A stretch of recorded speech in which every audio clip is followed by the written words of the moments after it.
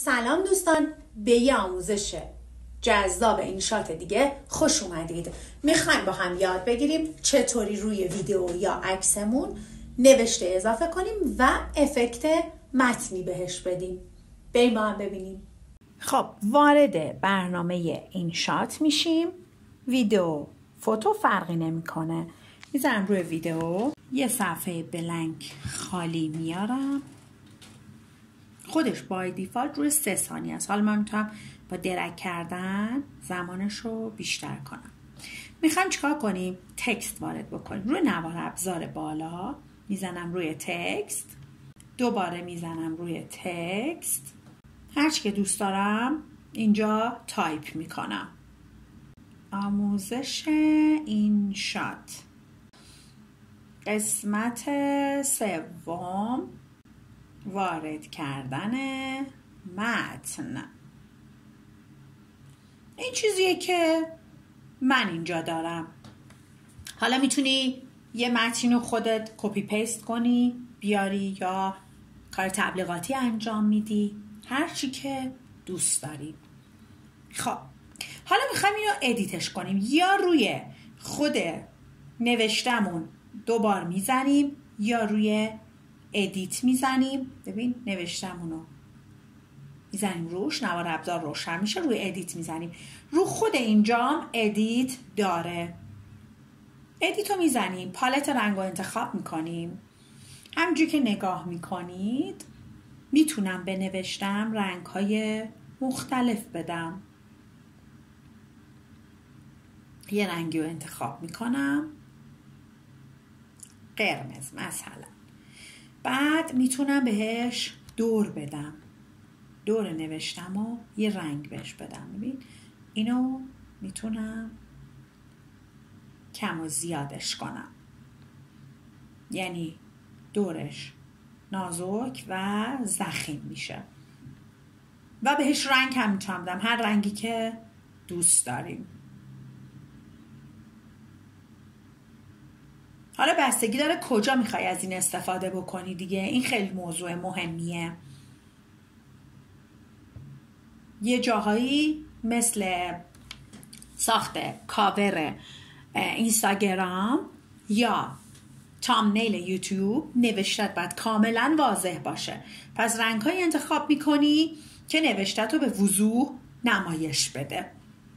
یعنی من تکستم میتونم بذارم سفید مثلا. حالا اینجا چون بک‌گراندمش که بوردرمو میتونم بوردرم ندم، ولی حالا داریم یاد میگیریم. بوردرم قرمزه. خب میریم روی شادو سایه میندازه. خب یه رنگی رو انتخاب میکنیم. میخوام خیلی بلور نباشه. بذار من اول بک‌گراند رو سفید کنم که این خودش رو بیشتر نشون بده. الان تکستمون رو میتونم مشکی بذارم، یه بوردر رنگی بهش میدم. حالا میخوام شادو بدم بهش. سایه میندازه، سایه‌مو مشکی انتخاب میکنم. بعد اوپاسیتیشو میبرم بالا، مشخص بشه. یا بلوره یا میخوام کاملا واضح باشه. حالا کجایی تد بالا بیفته، زیر نوشتمون باشه. اینم که راست و چپش رو تعیین میکنه. گلو میاد مشکی رو انتخاب میکنم که خودشو نشون بده. یعنی میاد دور نوشته رو سایه میندازه. روی ای بغلی این حرکت رو انجام میده. حرکت جذابیه. حالا این مثلا ببین چقدر متفاوت میشه با این. یا مثلا یه نوشته حالا مشکی. خب لیبل میاد میندازه توی قاب نوشتمون رو. رنگش هم میتونیم هرچی دوست داریم بهش بدیم. حالا این لیبل، این مدلایی که حالت چارخونه هستش، این باعث میشه بک‌گراند خودشو نشون بده. ولی این مدل که الان ملاحظه میکنید بک‌گراند رو دیگه نشون نمیده، قابش پوشیده است. اینم که مدل‌های مختلفشه، این کوچیک‌تر که هم میبینید. اینم از لیبل. اوپاسیتی هم که مثلا خیلی استفاده نمیشه مگر یه جاهایی، نکن این که اوپاسیتیش معمولا 100. حالا بغل پالت رنگی A نوشته که نوع خط رو بهش میدیم.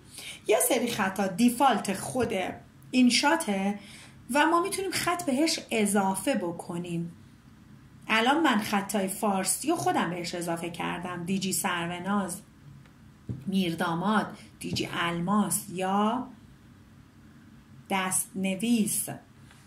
ببین اینا خطاییه که من خودم بهش اضافه کردم. مثلا ایران نستعلیق